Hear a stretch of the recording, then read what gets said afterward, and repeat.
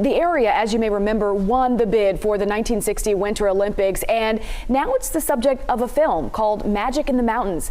Joining us now is one of the creators behind the film, David Johnson. David, good morning, and take us through just how this film came about.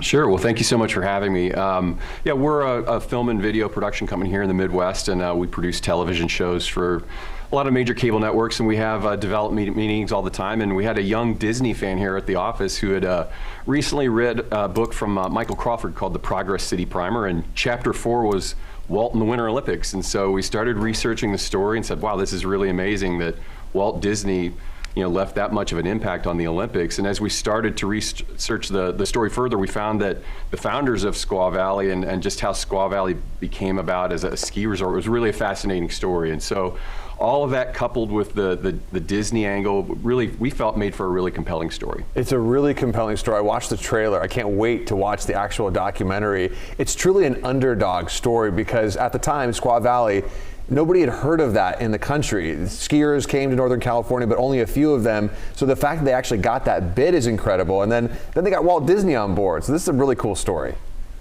Yeah, absolutely. I mean, Alex Cushing, who was one of the founders of Squaw Valley, I mean, was really kind of at his last dollars in his pocket and sort of went for the Olympic bid as a publicity stunt.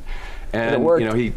It worked, and so, they went through, they won the U.S. bid, and then they went over to Paris in 1955, and, he just had a plan in place to nobody thought of California and skiing and that sort of thing. It was beaches and sun, and so for him to go over there and convince the world that this little-known ski area could host the Olympics was quite astonishing. And so not only did he pull it off there, when they got it back, I mean, there were so many firsts that happened in these Olympics. I mean, they had this idea of keeping this simplicity to the Olympics, and so this was the first time an Olympic athlete village was built where the athletes could come together at night and celebrate. It was the first time there was electronic timing. It was the first time they used metal skis. It was the first time there was man-made ice. Wow. The architecture that was there, it was sort of like a glimpse into the future, and Walt Disney had a big part of that. I mean, we like to think that it was sort of a glimpse into what a theme park could be to some degree, and fortunately, what they built there at Squaw remains there today, and that's not always the case with Olympic cities that win the bids. True.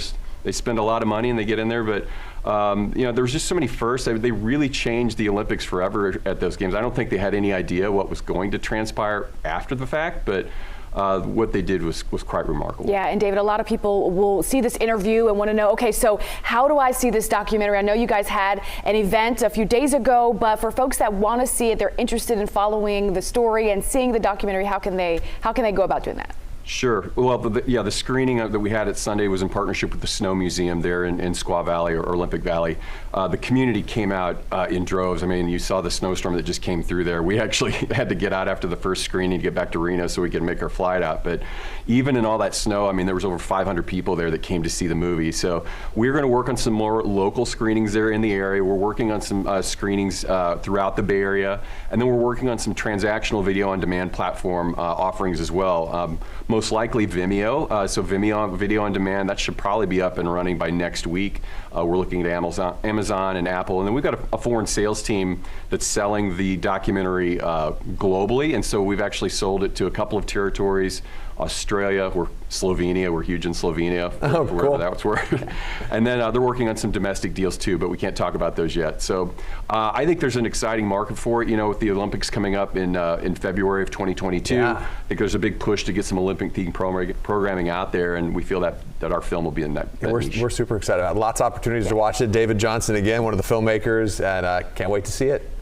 Thanks so much for having me. I appreciate it. Yeah, and of course, the Olympics air right here on KCRA 3 NBC, and hopefully maybe we can even air the documentary. All hands are on deck for all that kind of content that we'll be producing as well. Yeah.